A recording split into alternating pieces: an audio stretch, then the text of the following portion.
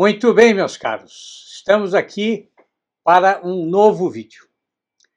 E antes de falar sobre o tema de hoje, eu só quero lembrar que desde a semana passada estão abertas as inscrições para 2 dos meus cursos, o Bases da Criação Literária e o Conto, Teoria e Prática. E eu vou deixar aqui na descrição do vídeo a página em que vocês podem encontrar os temas das aulas e todas as outras informações. Tá? Só lembrando que, neste semestre, eu estou oferecendo um desconto de quase 30% para quem se inscrever nos 2 cursos. Tá? E uma outra informação importante, a inscrição garante que você tem acesso ilimitado aos 2 cursos. Tá bom? Muito bem. Vocês todos sabem, ou têm alguma informação a respeito dos horrores cometidos durante a Segunda Guerra Mundial pelos nazistas, não é? Mas o que acontece? Acontece que na escola, no colégio, na faculdade, ainda que se saliente de forma corretíssima, não é, os crimes hediondos contra os judeus, pouco se fala a respeito dos campos de concentração mantidos pelos soviéticos. Porque os russos, sob o comando de Stalin, aproveitaram o avanço dos nazistas no leste europeu para garantir a sua própria hegemonia sobre, por exemplo, a Polônia. Vejam, é claro que o meu objetivo aqui não é tratar da história da Segunda Guerra. Mas eu quero comentar sobre um acontecimento em particular, o massacre de Katyn, que, na verdade, foi uma série de execuções em massa de militares, de intelectuais, de civis poloneses. Né? Execuções realizadas pela polícia secreta comunista ali no ano de 1940. Esses assassinatos em massa aconteceram em diferentes locais, mas o massacre recebeu o nome de Katyn porque foi na floresta de Katyn que se descobriu pela primeira vez algumas das valas comuns em que os corpos dos poloneses foram jogados. E durante décadas o governo soviético negou o massacre e culpava os nazistas pelo desaparecimento de mais de 20 mil pessoas. Até que, em 1990, o Gorbachev reconheceu que eles haviam cometido esse assassinato em massa e divulgou os locais de algumas das valas comuns. Na verdade, se tratou de uma das limpezas étnicas que os comunistas realizaram nos países que compunham a antiga cortina de ferro. Porque não foram só os poloneses assassinados, mas também judeus, ucranianos, bielorrussos. Para vocês terem uma ideia da dimensão do crime cometido pelos comunistas, até hoje os historiadores debatem e não conseguem chegar a um número preciso dos assassinatos, das deportações. E é um número que varia aí de 500 mil até 1 milhão de pessoas. Bom, de qualquer forma, é nesse contexto do massacre de Katyn, em que aí metade dos oficiais das Forças Armadas polonesas foram assassinados, e também intelectuais, sacerdotes, comerciantes, fazendeiros. É nesse contexto que surge este pequeno livro, Proust contra a Degradação, do Joseph Chapsky, publicado este ano pela editora Aine. Eu vou abrir aqui a folha de rosto, porque na capa do livro não está nada escrito. O título completo é Proust contra a degradação, conferências no campo de Griazowiec. Bom, neste livrinho de cerca de 100 páginas, estão reunidas na forma de um ensaio as palestras, as conferências que o autor, que era oficial do exército polonês, ministrou aos seus colegas no campo de prisioneiros de Griazowiec, na antiga União das Repúblicas Socialistas Soviéticas. Mas o que aconteceu, né, para um oficial polonês tomar a decisão de falar sobre Marcel Proust num campo de prisioneiros? Para entender isso, nós precisamos saber um pouquinho da vida do autor. O Joseph Chapsky, ele nasceu em 1896 e faleceu aí no início da década de 1990. Ele não era um militar de carreira, mas era um humanista, um intelectual que se dedicou aí à pintura, à literatura, à crítica literária. E durante a Segunda Guerra ele foi integrado ao exército polonês, e acabou sendo preso pelos soviéticos. Bom, além deste livrinho, Proust contra a degradação, o Joseph Chapsky ele deixou um outro livro, que é A Terra Inumana, ou seja, a Terra não só desumana, ou cruel, mas a Terra que não pertence à própria condição humana. A Terra na qual a condição humana é algo impossível. E nesse livro ele escreve as suas memórias da prisão e também dos anos posteriores, quando ele foi um dos encarregados pelo governo polonês de tentar descobrir o paradeiro dos milhares de prisioneiros que estavam desaparecidos. Bom, quando os soviéticos começaram a prender os poloneses, os oficiais foram divididos em 3 campos de concentração: Starobielsk, Kozielsk e Ostashkov. E o Chapsky ficou com mais 4.000 oficiais no campo de Starobielsk. E ali, reunidos num espaço extremamente restrito, eles tentaram então desenvolver algum tipo de trabalho intelectual, com o objetivo de superar o abatimento, a angústia, e também para não se entregar completamente ao desespero. Então, alguns dos prisioneiros começaram a dar conferências a respeito de assuntos diversos. Cada um falava daquilo que sabia. Mas o Chapsky conta, na introdução aqui do Proust contra a degradação, que esse tipo de atividade intelectual foi julgada como contra-revolucionária pelos bolcheviques. E que os bolcheviques, como punição, deportaram alguns dos conferencistas para outros campos desconhecidos. Bom, isso foi em 1939. Em 1940, todo o campo de Starobielsk foi deportado, mas foi dividido em pequenos grupos para outras regiões.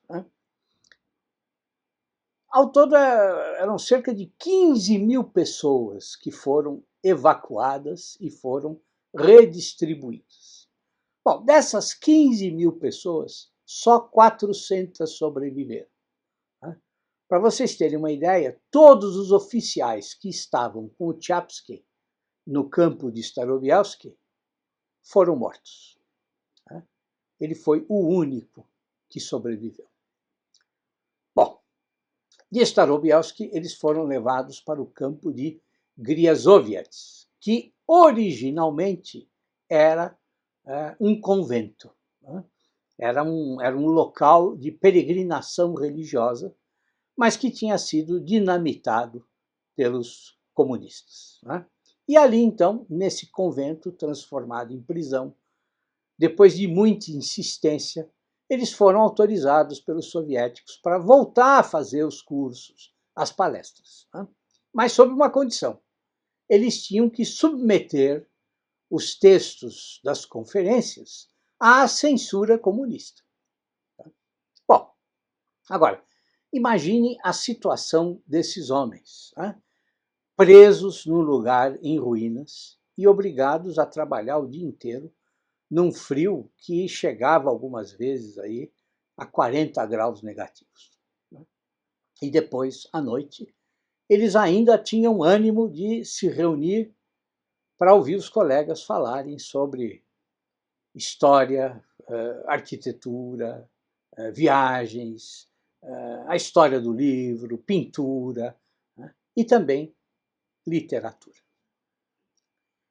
E então é nessa realidade que nasce este livrinho, né? Mas vejam, ele é mais do que uma coletânea de palestras. Nós não podemos esquecer que o autor não tinha nem um exemplar do Em Busca do Tempo Perdido, né? Ou de qualquer outro livro sobre o Proust. Ele não tinha nenhuma anotação, ele não tinha nenhuma obra de referência, nada. As palestras, então, elas nascem de um esforço de memória. E um esforço de memória que é também um exercício intelectual para não perder a sanidade mental, né? Para não enlouquecer. E, claro, para mostrar àqueles prisioneiros todos que eles ainda eram capazes de ter uma vida intelectual. Ou, como o próprio Tchaikovsky diz, eles ainda eram capazes de pensar, né, e de reagir às coisas do espírito. Ou seja, num mundo que parecia perdido, né, em meio à destruição, à guerra, a todas as formas de injustiça e de censura, a literatura surge como uma âncora, como uma forma de erguer os olhos acima da miséria e da violência. Bom, mas vamos falar um pouco a respeito do conteúdo do livro, né? O Tchaikovsky começa recordando quando e como ele teve contato com a literatura francesa. E como no início ele conheceu os escritores que representavam aí digamos que a superfície da literatura francesa, né? Até que ele conhece o Léon Blois, o Charles Péguy, né, e o Marcel Proust. E é claro que, depois de também ler os vanguardistas, com seus textos telegráficos, né, ele estranha quando se depara com o Proust, né, com aquelas frases imensas do Proust, né, os desdobramentos infinitos que ele faz, né, as associações de ideias que são completamente inesperadas muitas vezes. De maneira que ele, então, demora a entender o valor do Proust. E, claro, demora também a se apaixonar pelo Em Busca do Tempo Perdido. Só um ano depois de um primeiro contato com o texto do Proust, quando ele vai ler o volume A Fugitiva, é que o Tchaikovsky percebe a maravilha do estilo proustiano. Então ele diz que toda a clarividência psicológica do Proust, né, o atingiu no peito, né, e que foi um momento em que ele descobriu um novo aparelho de análise psicológica de precisão desconhecida e também um novo modo de poesia, né? E graças a uma febre tifoide que ele tem, que obriga ele a ficar na cama durante meses, ele consegue então ler o Em Busca do Tempo Perdido inteiro, né? Voltando sobre as páginas, lendo e relendo várias vezes, encontrando novas perspectivas, novos tons. E claro, a partir desse ponto, então, na sua palestra, o Tchaikovsky contextualiza o surgimento da obra do Proust, mostra as relações entre a obra e a vida do escritor, faz toda uma análise do percurso intelectual do Proust e começa, então, a analisar trechos do Em Busca do Tempo Perdido, mostrando, né, quando ele vai analisar a estrutura da frase proustiana, que é uma frase rebuscada, cheia de parênteses mentais, né, e de parênteses dentro de parênteses, né, e de metáforas que levam a novos parênteses e novas associações, né, ele mostra, então, como esse estilo de escrita nasce do conhecimento que o Proust tinha do francês utilizado no século XVI. Uma língua completamente diferente, segundo o que o Chapsky diz, né, do francês que tinha sido transformado pela Revolução de 1789. Né? O francês modificado pelo projeto iluminista e que teria se tornado, segundo ele, um francês muito mais lacônico. E mostra também como é que o Proust alimentava o seu próprio estilo lendo Balzac, né, de quem ele conseguia repetir páginas inteiras de cor. Né? E também um outro autor que influenciou muito o Proust, o Duque de Saint-Simon. Bom, a memória do Chapsky é impressionante. Né? Quando nós paramos para pensar que todas as informações reunidas no livro são fruto da memória, são recordações de antigas leituras. Né? Bom, esse livrinho aqui se torna ainda mais surpreendente. E ele torna visível para nós esse escritor que ultrapassou o mero realismo. Né? Exatamente por quê? Porque queria tornar claro, queria tornar compreensível para os seus leitores, né, o mundo de impressões e de encadeamentos do raciocínio, da imaginação. Ou seja, o objetivo do Proust era o de revelar para nós as engrenagens secretas da vontade humana, né? As engrenagens do nosso próprio pensamento. E o Chapsky, então, também apresenta as cenas do romance, né, que mais chamaram a sua atenção. Né? Faz, inclusive, uma belíssima comparação entre Proust e Pascal, né? Mostrando como Proust era movido pelo desejo de saber e de compreender os estados de alma mais opostos. Né? Como ele tinha a capacidade de descobrir no homem mais baixo gestos nobres, né, no limite do sublime, e também reflexos baixos nos seres mais puros. E o Chapsky faz isso sempre salientando, né, a extrema responsabilidade com que o Proust cuidava de cada uma das suas frases. Então, como vocês podem perceber, esse livro não é só um aglomerado de lembranças desconexas. Né? Não, mas é um estudo a respeito da personalidade, da vida e do estilo do Proust. Né? De maneira que esse livro aqui me parece que tem duas vocações. Né?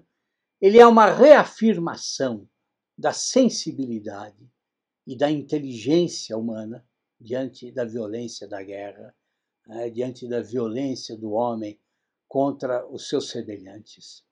Mas é também uma ótima introdução ao mundo do Marcel Proust, né? Principalmente para quem ainda não criou coragem para ler Em Busca do Tempo Perdido. Né? E, claro, para quem gosta do Proust, né, como é o meu caso, bom, o livro é uma delícia. Tá certo? É isso, meus caros. Né? Até o nosso próximo encontro, ainda esta semana, e tudo de bom para vocês.